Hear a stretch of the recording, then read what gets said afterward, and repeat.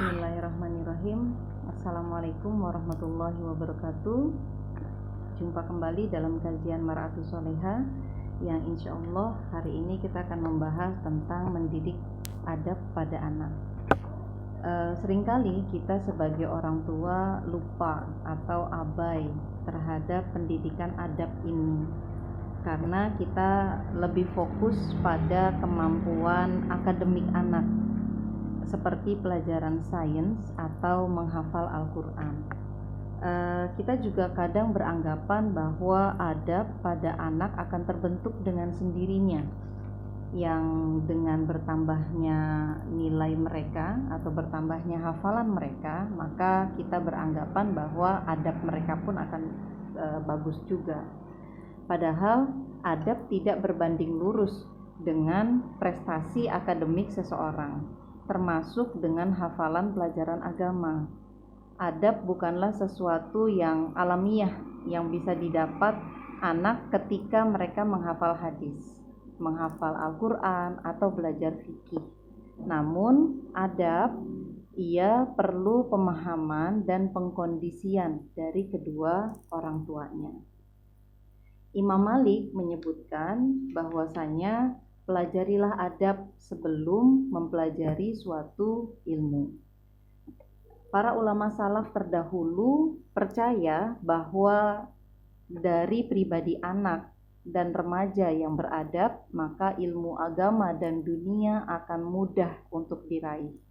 Sebaliknya, seorang pelajar yang menguasai ilmu agama dan menguasai ilmu dunia tanpa adab, maka ilmu mereka tidak akan mendatangkan keberkahan. Lantas, apa yang bisa dilakukan oleh orang tua untuk mendidik adab kepada anaknya? Yang pertama yang bisa kita lakukan adalah setelah kita menanamkan dan menguatkan tentang keimanan anak-anak kepada Allah Subhanahu wa Ta'ala dan ajaran-ajaran Islam, maka tanamkan kepada anak-anak bahwa Allah Subhanahu wa Ta'ala mencintai hamba-hambanya yang berakhlak mulia. Seperti apa akhlak mulia? Salah satu contohnya adalah beradab luhur, sopan, jujur, mendengarkan nasihat orang tuanya, mau berbagi. Nah, itu adalah adab-adab yang disayang oleh Allah. Nah, barang siapa yang disayang oleh Allah, dia akan diizinkan masuk ke dalam surganya Allah. Nah, kemudian yang kedua yang bisa kita lakukan, perlakukan anak dengan akhlak mulia dan penuh kasih sayang. Kurangi kebiasaan memarahi, mencela dan mempermalukan mereka. Panggil mereka dengan panggilan sayang dan pujian. Panggilan seperti soleh atau soleha, pintar, pemberani. Nah, itu adalah panggilan-panggilan yang menjadi tabungan informasi dan adab pada hati dan pikiran anak-anak kita nantinya. Kemudian yang ketiga, tegurlah anak secara proporsional. Jangan berlebihan dan perhatikan keadaan ketika kita akan menegur anak. Beritahukan apa yang boleh dan tidak untuk dilakukan.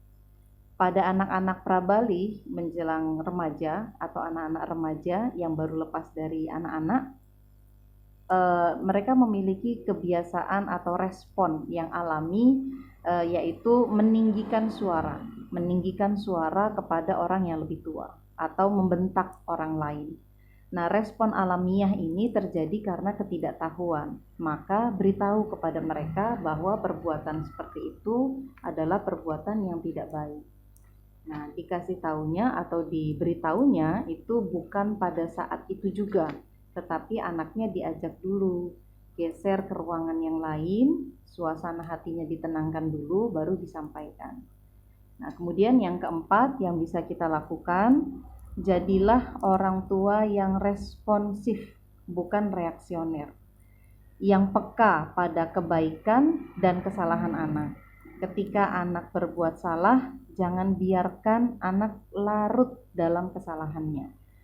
Jadi beritahu dan cegah anak agar jangan terulang lagi kesalahannya. Jangan diam dan menganggap wajar karena dia anak-anak.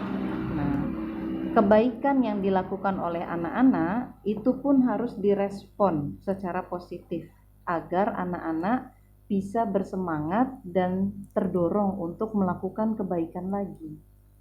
Kemudian yang kelima yang bisa kita lakukan, jadikan adab yang baik sebagai habit atau kebiasaan keluarga.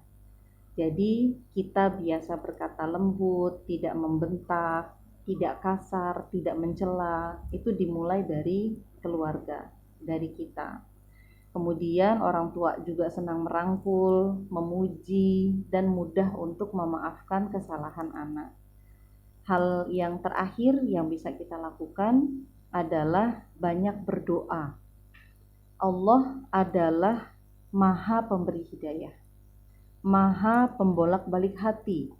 Sekeras apapun hati manusia, akan mudah bagi Allah untuk melunakkannya dan memberikannya hidayah. Jangan hanya berdoa kepada Allah agar anak kita pandai dan juara kelas, agar hafalannya mudah, tapi minta juga kepada Allah agar anak-anak kita dihiasi dengan akhlak mulia, adab yang membawa keberkahan dalam kehidupannya, adab yang akan mendatangkan ilmu yang berkah ketika anak-anak kita bersekolah dan belajar di sekolah. Nah, demikian sekilas pendidikan adab kepada anak-anak yang insya Allah bisa kita lakukan setiap hari.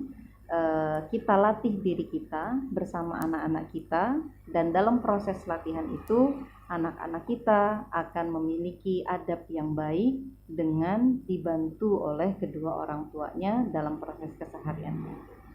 Insya Allah ketemu lagi di dalam tema yang berbeda dalam kajian Mar'atus Sholehah.